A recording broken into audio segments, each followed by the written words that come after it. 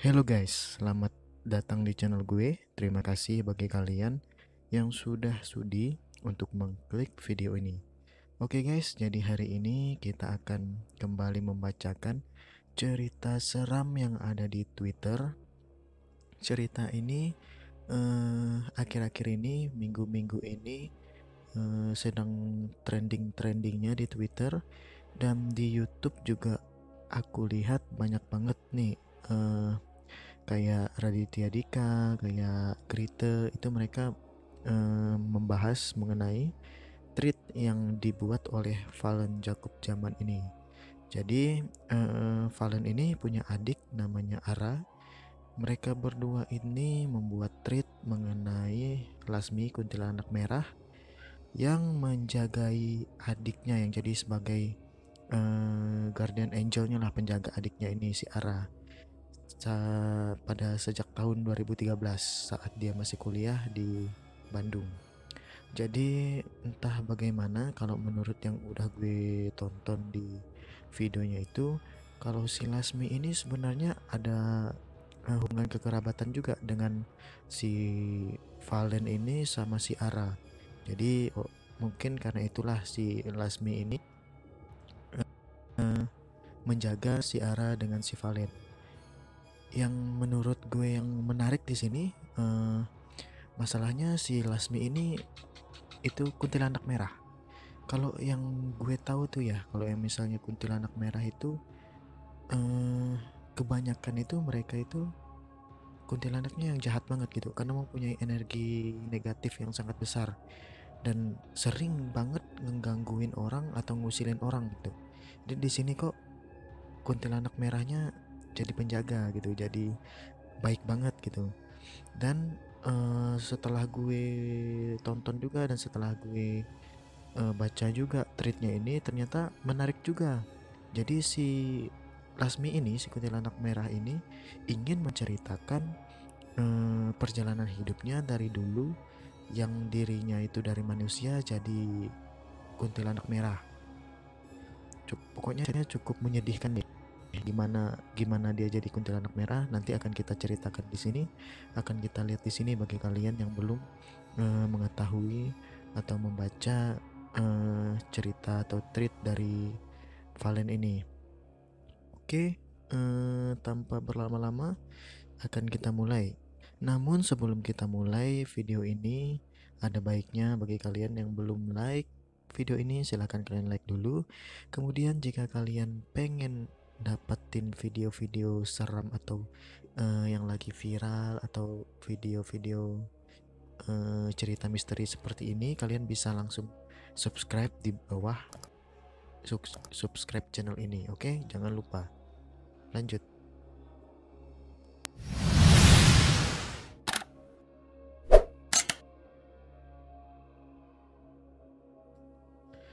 Namanya Lasmi, kuntilanak merah yang jagain adik perempuan gue sejak 2013 saat dia kuliah di salah satu sekolah desain di Bandung.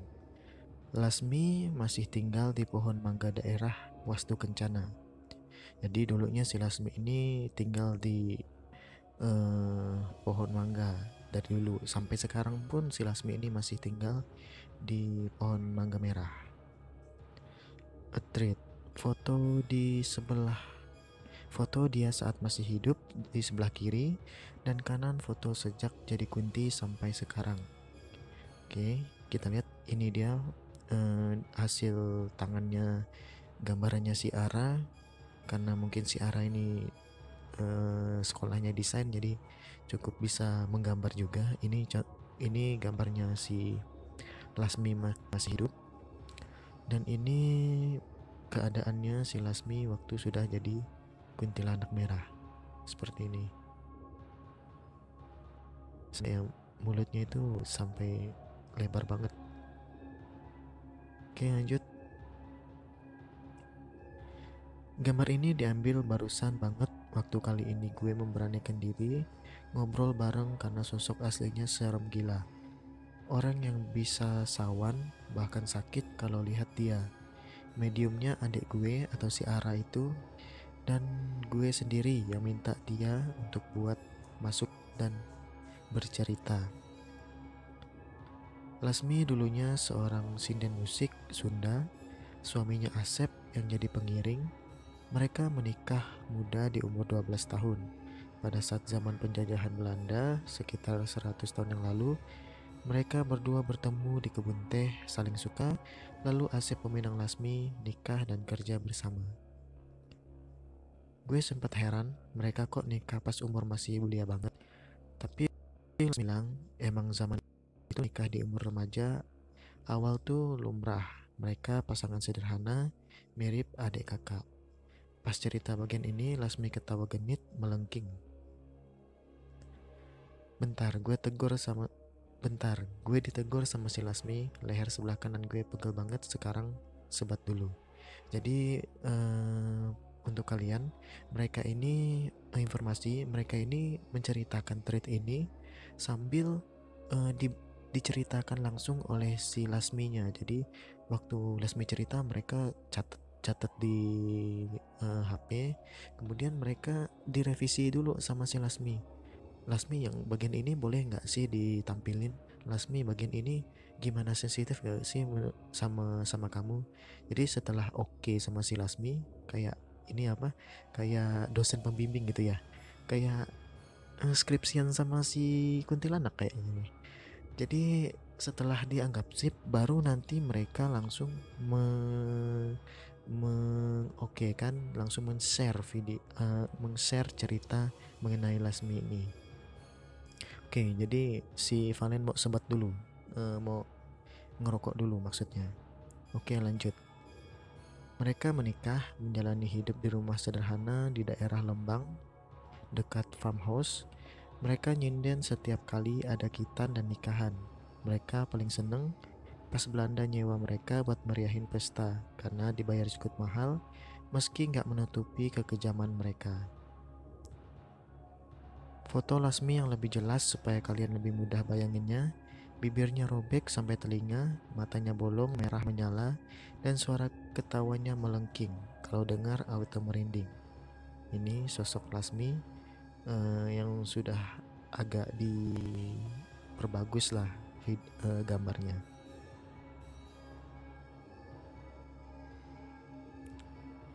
Di foto ini doi lagi nongkrong-ongkang kaki di sini, sekarang lagi main sama teman-teman sesamanya.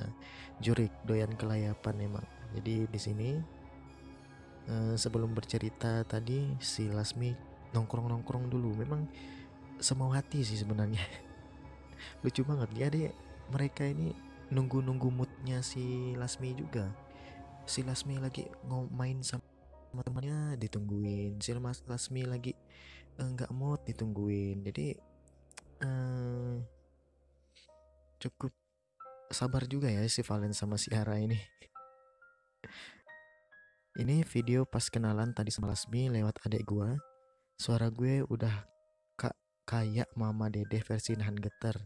Sebelum direkam minta banget ketawanya jangan berisik, takut tetangga denger.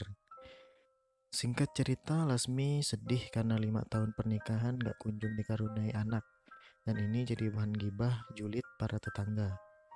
Wait, kalau misalnya nikahnya 12 tahun, berarti 5 tahun pernikahan mereka di umur 17 tahun ya.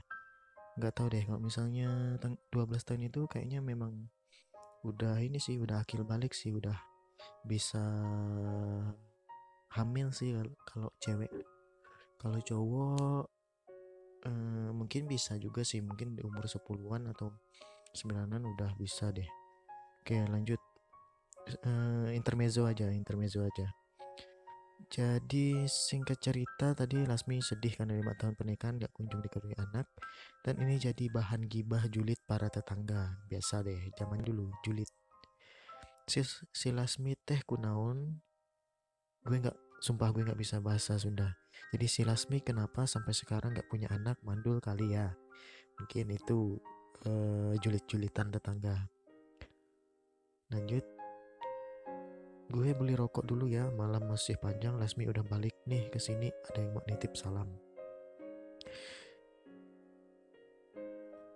Oh iya, lupa, ini adik gue Ariski 18 yang gue maksud di awal treat. Kalau mau nitip salam ke Lasmi bisa lewat dia ya. cuma jubir aja malam ini, hehehe. Daripada gue nitip salam sama Lasmi, bonding gue nitip salam sama adek lo, Valen. Ngapain juga nitip salam sama Lasmi? Lebih cantikan juga adek lo. lanjut. Jangan sampai mengganggu, nanti Lasmi marah. Asep menghibur Lasmi yang sering nangis saat ingin tidur. Asep bilang, udah gimana sih kan jadi nggak fokus kan ceritanya kalau misalnya bahasanya nyampur-nyampur gini kan. Harusnya ini pakai bahasa Indonesia gitu biar semua orang bisa baca gitu teh. Jadi kok gue jadi misuh-misuh ya, gue jadi nggak fokus bacanya. Ya udah deh, lanjut. Asep bilang, udah teh naon atuh neng, muncul Gusti Allah ayeuna teh diberi momongan kun fayakun ge jadi, tapi muncul Gusti Allah lain ayeuna kita teh tetap berdoa alo teh moal sare. Nggak tahu, terserah deh lo mau paham atau enggak, terserah. Artinya nggak apa-apa neng kalau kayak kata kata Gusti Allah dikasih anak sekarang kun fayakun jadi, tapi kalau kata Allah belum sekarang kita tetap berdoa. Allah nggak tidur. Lasmi cuma mengangguk dan terus berdoa dalam sujudnya. Dia sering melamun saat melihat ibu-ibu hamil sedih. Untung aja ada translate bahasa Indonesianya, jadi gue bisa paham gitu.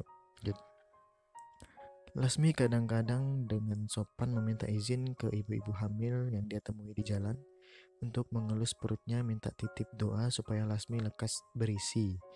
Lasmi kepengen banget punya anak karena rumahnya terasa sepi, ditambah gunjingan tetangga yang tiap hari makin menjadi. Temannya Asep bahkan sampai bilang, Sep, lu mending kawin lagi, jangan sama si Lasmi, sampai mati juga gak bakal punya anak. Demi tangan gue panas pas ngetik ini. Lasmi di belakang gue pas ngetik tweet barusan. Kata ada gue dia nangis karena isi topik sensitif, tapi dia juga seneng banyak yang nyimak cerita hidupnya.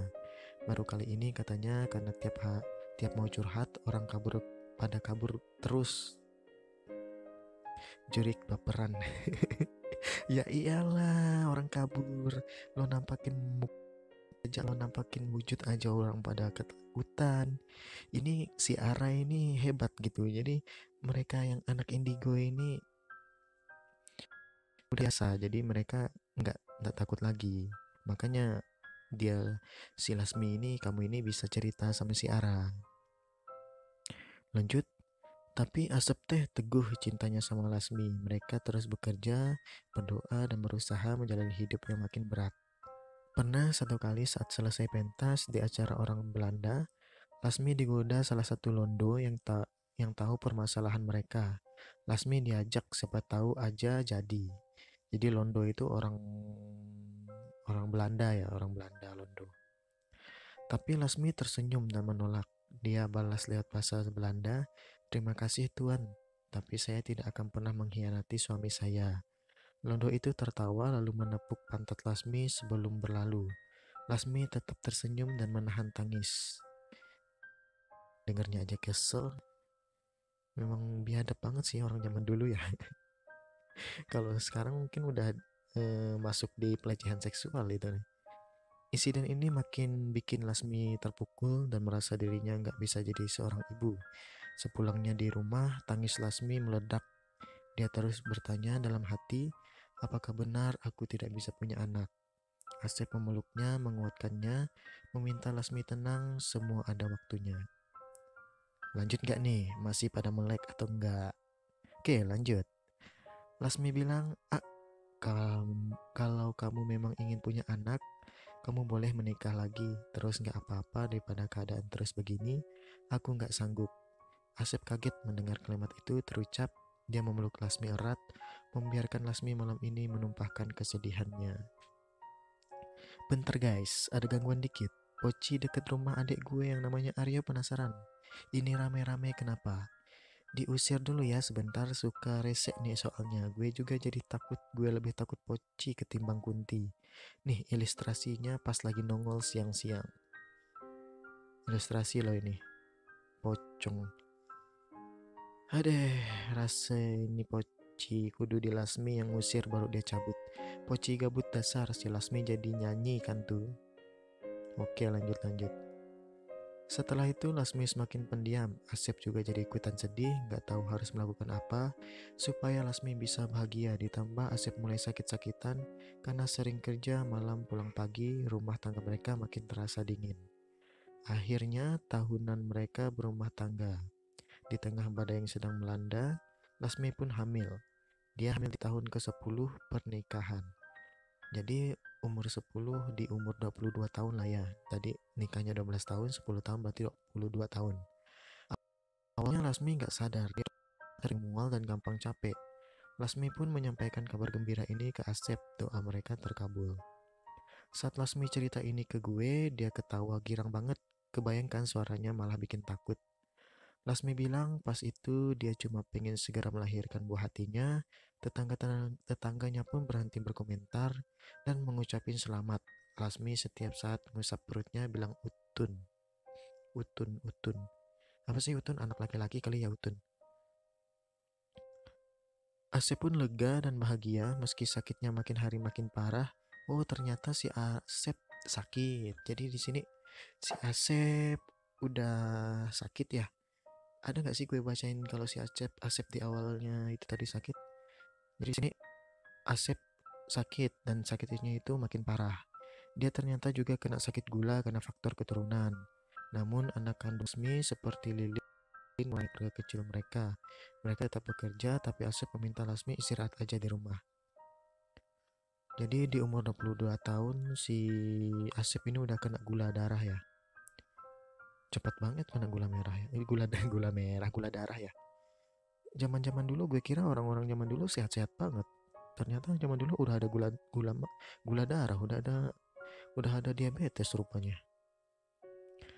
Tapi Lasmi nggak betah. Walau kondisi hamil muda, dia tetap nyinden. Walau gampang lelah, berkali-kali Asep minta Lasmi di rumah. Lasmi tetap kekeh dia nggak mau Asep yang sakit bekerja sendirian. Lalu kejadian yang tidak pernah terbayangkan terjadi. Neraka bagi mereka terjadi. Lasmi pulang duluan ke rumah. Saat itu dia sedang berjalan kaki di jalan Wastu Kencana. Di zaman itu masih minim lampu. Lasmi yang sedang hamil 3 bulan berjalan pelan sambil menahan lelah dan kantuk.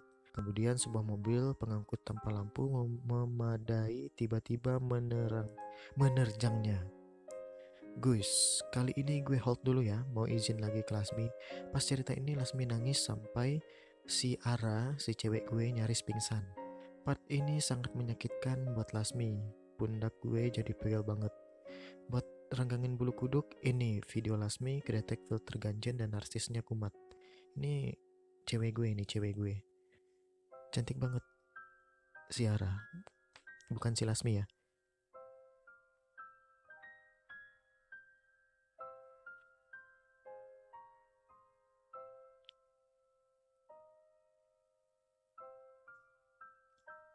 Oke. Lanjut nanti ya guys. Lasmi katanya lagi ke rumah mertuanya adik gue ngejagai anaknya dari jurik lain yang suka rese pas malam Jumat. Kalau gue paksain cerita, yang ada ntar gue diresein sama Lasmi. Gue jawabin pertanyaan aja ya. Udah dulu ya guys, terima kasih udah menyimak berkomentar. Nanti gue akan sambung lagi setelah diizinin Lasmi. Tadi sebelum cus dia bilang seneng ceritanya dibacain banyak orang. Walau dia juga jadi sedih, lagi-lagi sedih karena ingat masa hidupnya. Oke guys, jadi sekian dulu video kali ini untuk part pertamanya. Untuk part keduanya mungkin akan kita lanjutkan esok hari atau beberapa hari ke depan lah. Oke, karena durasinya udah 20 menit. Ya cukup sampai di sini dulu. Lanjut besok lagi kita ceritain. Oke, jangan lupa kalau misalnya pengen dengar aku ceritain cerita ini lagi, kalian subscribe dong channel ini. Jangan lupa subscribe dan aktifkan notifikasinya supaya besok nggak ketinggalan. Oke, terima kasih.